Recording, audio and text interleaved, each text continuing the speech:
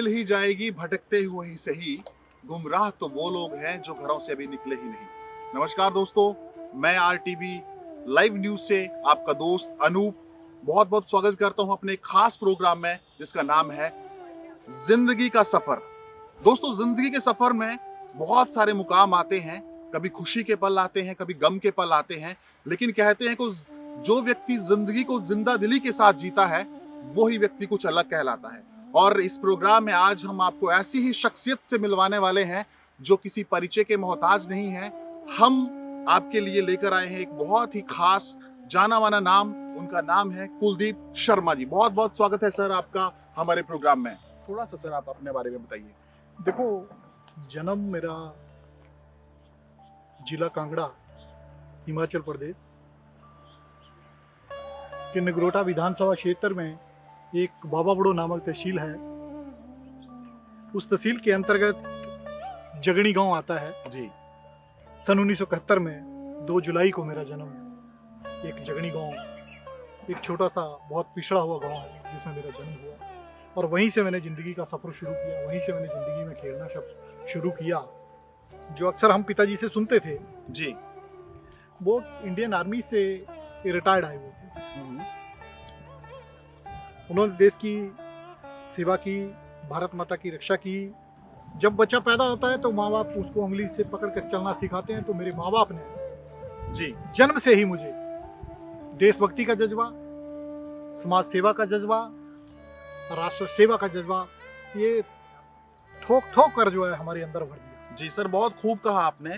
देखिए, हर किसी के जीवन में जो होते हैं वो प्रेरणा स्रोत पहले उसके माँ और पिताजी होते हैं, लेकिन आप भी ये देखिए हमारे समाज में प्रेरणा स्रोत है। आपने बहुत सारे काम किए हैं, जैसा कि आप मुझे पहले बता रहे थे कि आप एक एनजीओ है, समाज सेवी हैं आप। जी, और जी। राष्ट्र के लिए जो आपका एक जज्बा है, जो जुनून है, वो तो काबिले तारीफ है। तो थोड़ी सी सर बात हम करें कि किस तरह से आपके अंदर ये राष्ट्रभक्ति पैदा हुई। थोड़ा हम लोग टहलते हुए बातचीत देखो, करते हैं। ये सारा मैंने पिताजी से सीखा। जी और उनके अंदर एक बहुत बड़ी भावना थी कि वो ईमानदारी को लेकर। जी। जब हम छोटे छोटे होते थे तो हम्म, पिताजी एक सीख देते थे कि बेटा, किसी से अगर 2 रुपए लेने होंगे वो छूट जाए, पर किसी का अगर 1 रुपया देना है तो उसको पहले देना है। जी एक ईमानदारी का जज्बा ही उन्होंने हमें सिखाया। जी और उसी पथ पे आज हम ईमानदारी के साथ गरीब की सेवा करना, गरीब को कभी दुखता हुआ ना देखना, जी ये सारी चीजें जी। मतलब हर मकाम पे जहाँ भी मुझे लगा कि मुझे खड़ा होना, तो चाहे दिन हो, चाहे रात हो, चाहे हॉस्पिटल का मसला हो, चाहे किसी का कोई बीमारी का मसला हो, किसी भी प्रकार का कोई भी मसला हो, किसी भी समस्या में जो मेरे से करने लायक होता है मैं उसके लिए खड़ा हो जाता हूँ। चाहे रात के 12-2 बजे क्यों ना बजे हो, जब उसके लिए मेरी माँ आज भी मुझे डांटती है कि तू यार ऐसे ही चला जाता है अकेला, और बाहर लड़ाई झगड़े कई चीज़ें होती हैं। पर नहीं, मैं उस टाइम पे परिवार को भी दरकिनार करते हुए मैं उस व्यक्ति के साथ, उस परिवार के साथ खड़े रहते हैं, उनके साथ कंधे से कंधा मिलाकर आप सहारा देते हैं। बहुत अच्छी बात कही आपने कुलदीप जी। पर थोड़ा सा मैं आपको आपके बचपन में लिए चलता हूं। जब आप छोटे थे, आपके बचपन में थे, तो किस तरह से ये चीजें आपके जहन में आई? आपको बड़ा अचंभा होगा जी। और आपको मैं बड़ा पीछे लेके चलता हूँ। मेरे पिताजी इंडियन आर्मी से जो जब रिटायर हुए, जी जी जी, तो वो 1947 से भी पहले की बात है जी, जब हम आजाद भी नहीं हुए थे। हाँ सन 1942 में वो इंडियन आर्मी में भर्ती हुए थे। जी। जो मैं अक्सर उनकी डिस्चार्ज बुक को देखता हूँ, उसको पढ़ने में भी हमें समस्या आती है क्योंकि वो भी उर्दू में लिखी हुई है। जी। तो वो कहते थे कि मैं लाहौर में भर्ती हुआ, और उस टाइम पे कहते कि मेरी तनख्वाह जो थी वो 5-7-10 रुपए समथिंग ऐसी बताते थे। जी जी जी ठीक है, एक्चुअल तो मैं प्रॉपर नहीं बता सकता, पर यही 10-15-20 रुपए, इससे ज़्यादा नहीं, जी, जिससे वो परिवार का गुजारा करते थे। 4-5 भाई थे, उनका पालन पोषण किया उन्होंने जी। उनको अपनी अपनी जगह पे स्टेबल किया उन्होंने। उसके बाद लाइफ में अपने बच्चों को स्टेबल किया। जी। मेरा एक छोटा भाई है जो आज इंडियन आर्मी में सर्विसेज दे रहा है, जी, देश की सेवा कर रहा है। मेरी धर्मपत्नी, मैं उनको भी साथ में ले लेता हूँ, जी, जो एक हेल्थ सर्विसेज में समाज की सेवा कर रही है। चलिए, ये तो आपने देखिए अपने जीवन के बारे में थोड़ा सा बताया, बचपन के बारे में थोड़ा सा बताया, लेकिन अभी हम वर्तमान की बात करें तो सर आप थोड़ा सा हमारे दर्शकों को बताएंगे कि वर्तमान में आपके किस तरह से, किस ओहदे पे हैं आप, क्या कर रहे हैं और समाज के लिए किस तरह से समाज सेवा कर रहे हैं? मैंने एक एनजीओ के नाते भी समाज सेवा में जुटा। मैंने समर्पण चैरिटेबल ट्रस्ट भी एक अपना चलाया है, जी जी जिसके माध्यम से भी जहाँ भी मुझे मिलता है मौका मिलता है तो उसके माध्यम से भी समाज की सेवा करते हैं। जैसे कि मेरा बहुत बड़ा सपना है जी और उस सपना को मैं पूरा करूंगा जी जी लाइफ में। मुझे उस सपने को पूरा करने के लिए जगह जगह जाकर भीख क्यों नहीं मांगनी पड़े। चलिए सर, बहुत बहुत बढ़िया। देखिए, एक व्यक्ति की जो सोच होती है वही उसको आगे लेके जाती है। आपकी सोच बहुत अच्छी है। आपने कहा कि आपका जो सपना है, थोड़ा सा बताइए उस सपने के बारे में, क्या सपना लेके चलते हैं आप? मैं जिंदगी में मेरा एक छोटा सा सपना है कि जैसे एक हैंडीकैप्ड बच्चे जी बोलते नहीं है, सुनते नहीं है, कभी हाथ से अपंग हैं, कि चल फिर नहीं सकते जी तो आई थिंक जो मैंने फ्यूचर में देखा, लाइफ में देखा अपने, जी जी कि हर पेरेंट्स कुछ हद तक उसके साथ प्यार तो करता है, क्योंकि माँ बाप के लिए बच्चा बच्चा ही होता जी है, जी पर कुछ समय के बाद वो उसको अपने ऊपर बोझ समझने लगता है। जब किसी से बातें करते हैं तो बातों में भी हमने अक्सर देखा, ढूंढा जी कि हाँ हमारा बच्चा जो है हैंडीकैप्ड है, बोलता नहीं है, चलता नहीं है, फिरता नहीं है, जी ये बहुत बड़ा बोझ है। जी अगर हमारी आंखें बंद हो जाएंगी तो इसको कौन देखेगा, कौन पालेगा, कौन जी, इसका जी। पोषण करेगा। जी तो मेरी उन बच्चों के लिए मैं चाहता हूँ कि यहाँ पे हिमाचल प्रदेश के अंदर, जो मैं सोचता हूँ कि अपने बाबा बड़ों के अंदर जी या कहीं और भी, कि उन बच्चों के लिए एक कोई ऐसी संस्था तैयार की जाए जिसको मैं एक आपसे इस इंटरव्यू में यही कहना चाहता हूँ कि स्कूल का नाम दिया जाए, जी जिस स्कूल में उनको थोड़ा बोलना चलना ये सब सिखाया जाए और उनको वहाँ पे इतना परफेक्ट किया जाए कि वो दिन में 200-400-500 रुपया अपने पॉकेट मनी कमा सके। बहुत जैसे जस्ट लाइक जी कैंडल बनाना, टेडी बियर बनाना, मतलब इस तरीके के काम जो कर लघु सके। उद्योग के जो मतलब वो हाँ। उनके दायरे में आते हो और अच्छी तरह से कर सकते हो। बहुत अच्छी सोच है आपकी। हाँ, मतलब ताकि- आप उनको आत्मनिर्भर बनाना चाहते हाँ, हैं, ताकि है ना? वो जिंदगी में किसी के ऊपर जो है वो बोझ ना रहे, बोझ या ना लोग रहे उनको बोझ ना और समझें। माँ बाप उनके कभी भी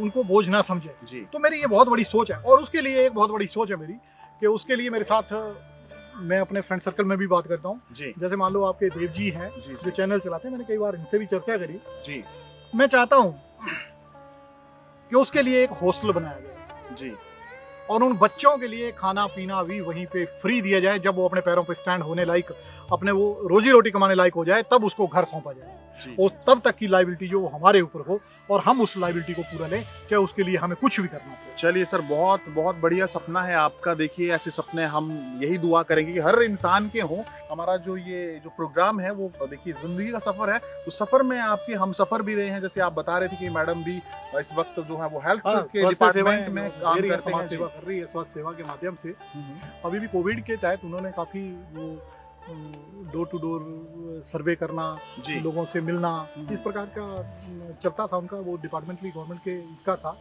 तो उसके बाद फिर मुझे कांगड़ा में भारतीय जनता पार्टी से जी। सचिव के पद पर काम करने का मौका मिला। जी उसके बाद मुझे नगरोटा विधानसभा से भारतीय जनता पार्टी में जनरल सेक्रेटरी के नाते मुझे काम करने का मौका मिला। उसके बाद मैं भारतीय जनता पार्टी और उस संगठन का तहे दिल से धन्यवादी हूँ कि जी। जिन्होंने मुझे इतना मान सम्मान दिया।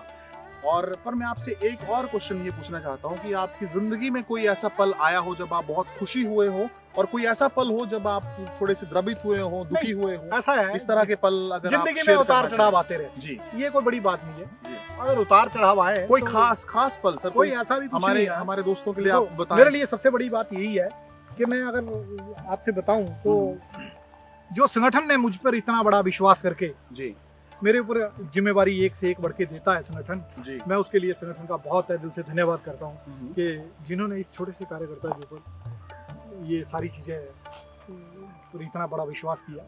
बाकी ज़िंदगी में उतार चढ़ाव जो आप बात पूछ रहे हैं, जी। कभी